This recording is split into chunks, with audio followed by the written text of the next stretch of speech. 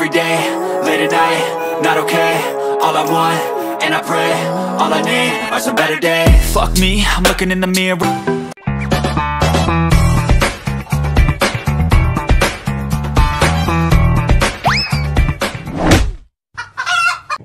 What's up guys? Kaya ng video natin ngayon ay manonood tayo kung paano butasan yung yung ilong ng baka o lagyan ng pangilong yung baka. Kasi yung baka na to, nakikita nyo, medyo matigas ang ulo. Kaya ang gagawin dyan para hindi siya madali siyang pasunurin, bubutasan natin yung ilong, lalagyan natin ng lubid. Kaya yun ang papanoorin natin ngayong araw. Okay, so, dito pa rin tayo mga kamayan sa bukid. Kaya lang itong part na to, dito sa may dulo ng aking taniman ng palay, sa kapatid ko to. Ayan. Meron din sila ditong manukan. Ayan, oh. Dahil nilang manok. Ayan. At syempre, ngayong araw makakasama rin natin yung idol natin. Sa iba kundi si Kabog. Yun! Kabog! Kasama yan namin magbutas ng ilong ng pangilong ng baka. Pati ilong ko, butasan ko. Ha? Pati ilong ko. Sige ha, ako magabutas. Okay. Oo, pala. Bebe. Tubo. Tubo. Ito mga kamangyan, yung inaasa na yan, yan yung pambubutas sa ilong. Kaya makikita nyo kung paano. Hindi rin may infection na baka dyan? Bala siya eh. Pag na-infection dyan, di naman nakasugat niya na. Hindi masayang.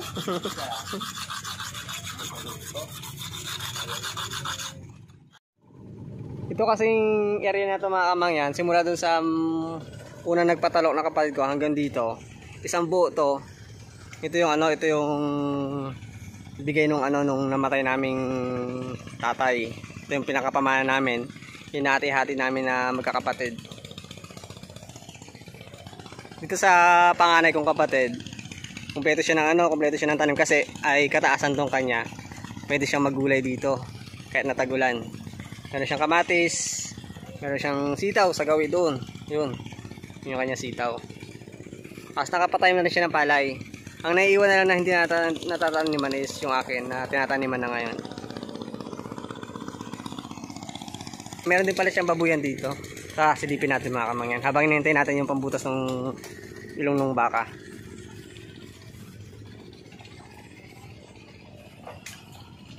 Nanganak na yung isang baboy mo bun, ha? Silipin natin mga kamangyan. Para medyo umaba lang itong video natin, itutur ko kayo dito sa sa bukid. So ito yung mga inahin. Ayan ang inahin. Ito yung nanganak kahapon. So, ito yung apat lang yung anak. Ayan, apat lang. Ang laking inahin, no? Tapos ito meron pa rin isa dito. Ayan. O, diba? Bale, maraming kwarto rin itong kanyang babuyan. Marami siyang paanaking baboy. At meron din siyang mga native na baboy dito mga kamangyan. Ito. Yan. Mga native na baboy. Ayan, no. Ang native na baboy mga kamangyan, hindi yan lumalaki. Hindi yan lumalaki. Siyempre ito naman yung pambinta. Ito, pwede na litsunin oh. Yan. Ito, kunting araw na lang inaantay na to, pwede na ulit itong ibenta. Pwede nang katayin para ibenta. Ang ginagawa na nila dito minsan, kinakatay nila halimbawa, yung isang baboy na kakatayin, tapos ipapa-order dyan sa baryo. Mas mababa ang presyo kaysa syempre sa bilihan sa palengke. Yun. Tapos dito, makakadaan dito ayun mayroon doon sa kabila. Meron din mga baboy doon na native. Yung mga inahin. Doon. Doon, sa kabila. O, diba? Masarap talaga ang buhay dito sa probinsya mga kamangyan. Basta maging masipag ka lang, makabuhay ka na kahit pa paano. Tara, umpisahan natin butasin yung panoorin natin butasin kung paano magbutas ng ilong, pangilong ng baka. Yan. Matigas ang ulo mo ngayon. Saya sa gusto mo, magiging mabait ka. Dito tayo sa kabila para makita natin.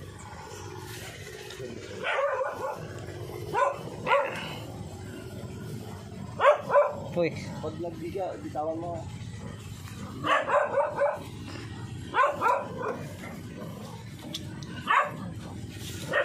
Hindi magwala yan.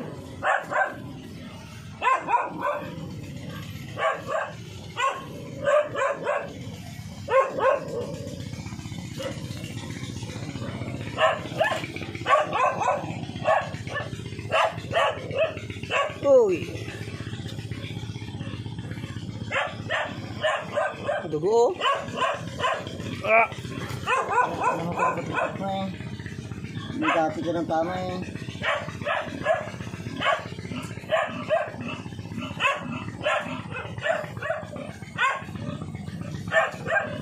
Tigas din pala yan.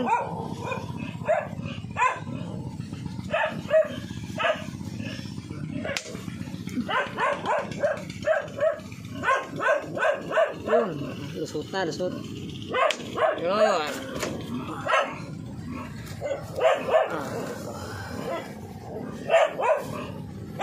Nanlilisik ang mata niya, oh.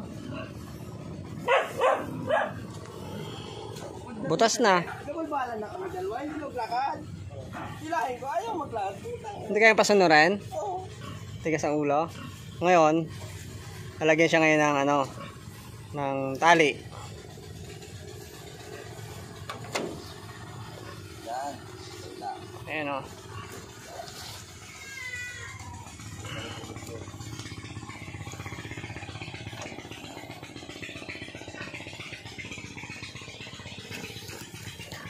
Wala. Masakit na yan, pangalawa na yan eh.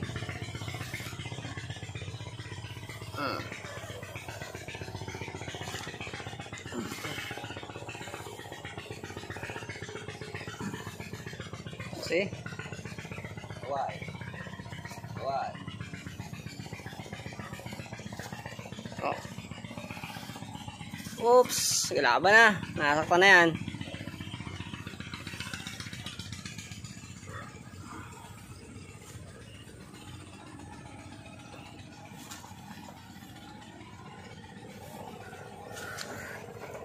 Ganun kulat. Kaya malaki kasi ang ano eh, puno eh. Magwala. Makakawala yan, oh. Natanggal na yung ano. Eh, ano nga, wag mo muna yan. Huwag muna ba, mamirsa. Pag namirsa yan, tanggal yung ano na yan. Yan. Eh, ano mo ito, tatalian mo ng dulo yan. Tatali mo ng dulo na ito. Yan, dulo ito dito sa ano. Pag namirsa yan, tanggal yung kahoy yan eh. Magawala ng gusto yan.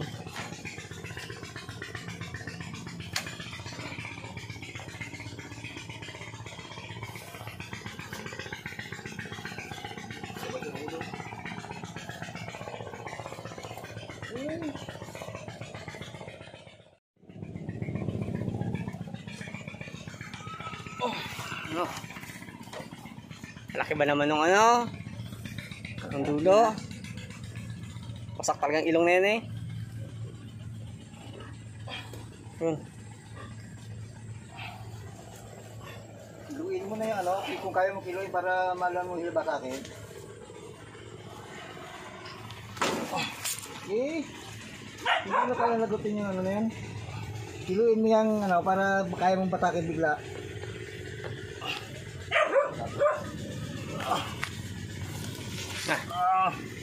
Lapit na.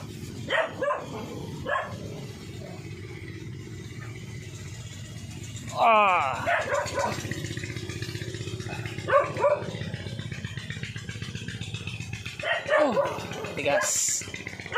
Tenga. Best friend. Pagkakati na best friend. Madulas eh. Hindi ka magpamir ng tulo. Kaya mo na yung ikaw naman bahay. Buti na lang yan. Dulong-dulo na lang yan. Oh, galing ni Kabog. Si Kabog lang pala mga kadali, oh. Ops. Oh, ayun. Tapos na mga kamangyan. Ngayon, itatali naman natin yan sa ulo niya, no? Kakabit natin doon sa may ano, sa ano, sa kanyang tali. Para kahit saan mo siya ilahin, kahit saan direksyon, magkasunod na siya ngayon. Hindi na matigas ang ulo niya.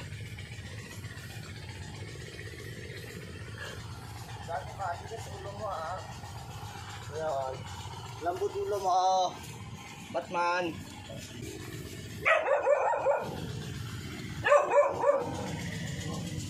Okay na kumang yan, okay na.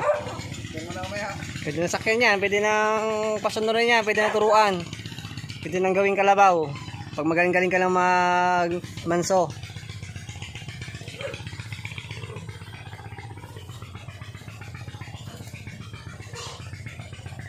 I-shoot mo din kayo doon pa sa kabilang ano? Sa kabilang busal dyan sa gilid. Ay, wala palang busal. Hindi, ganyan na lang. Tali lang doon sa kabila, oh. Lagyan lang ng buhol.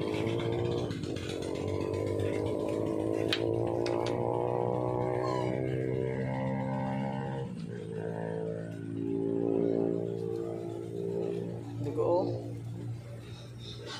Anday lang magaling yan, oh.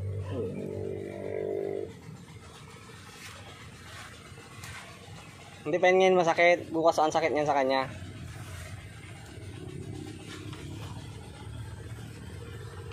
Baga. Dahil sa... Baga hindi masakit. Gusto mo ikaw, Bog? Kahit karayom lang, Bog. Puta sa atin ang ilong mo. Masakit. Yung pa. Matinik lang nga masakit. Ay, hindi. Kasi may ilong mo. Iwan lang. Payag.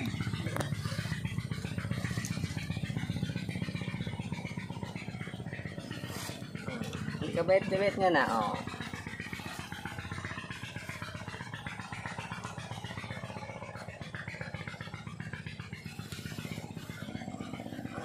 Tuloy, ari. Arya!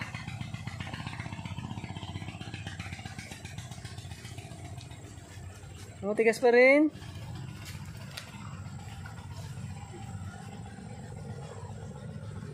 Dahil nakalak doon pa sa kabila eh. Nakalak doon sa kabila.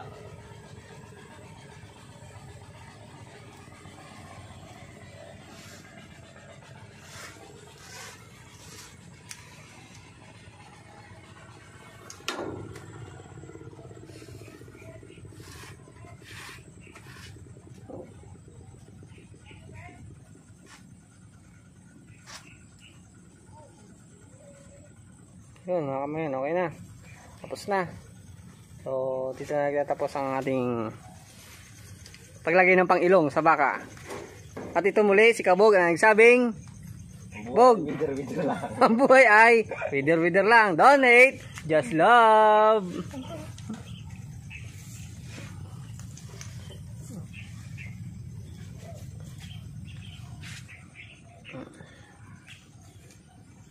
Ito na yung baka, mga kamangyan. Bait na siya. Wait na eh. Oo. Sunurin na siya ngayon. O, di ba? Akala ko lalaki, babae pala. May pabatman-batman pa akong nalaman.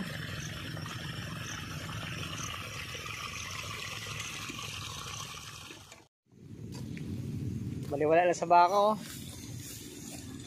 Kaya lang, medyo ilang na siya ngayon. Kapon, nagasugod sa akin yan eh. Ngayon, hindi na.